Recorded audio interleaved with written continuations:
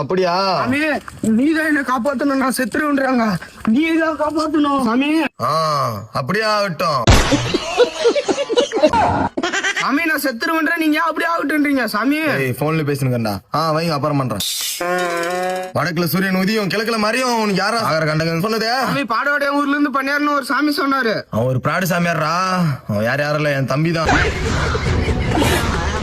சாகர கண்டகன் சொன்னானா? ஓ, பின்ன வீட்டுக்கு நல்லது நடக்கும். சாமி உயிரை போன அப்புறம் என் வீட்டுக்கு எப்படி நல்லது நடக்குன்றீங்க? கல்யாணம் ஆயிடுச்சாடா? ஆயிடுச்சு சாமி. உனக்கு இல்லடா கண்டம், உன்னாலாம் வீட்டுக்கு கண்டம். நல்லதே நடக்கும். நீ செத்துருவ. நீ செத்த நான் வீட்டுக்காரன் நான் பாத்துக்கிறேன்.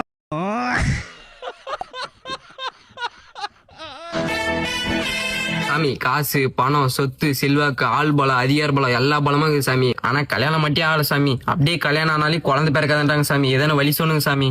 ஊருக்கு ஒருத்தி ஒருத்தி வச்சிருந்தா எப்படா கல்யாணம் ஆகும்? ஏதோ என் புனித்துல உன் பொண்டாடி 3 மாசம் முழுகாமக்கறா.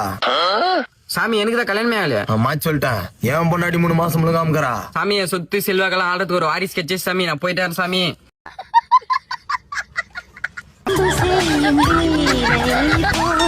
குறும்பு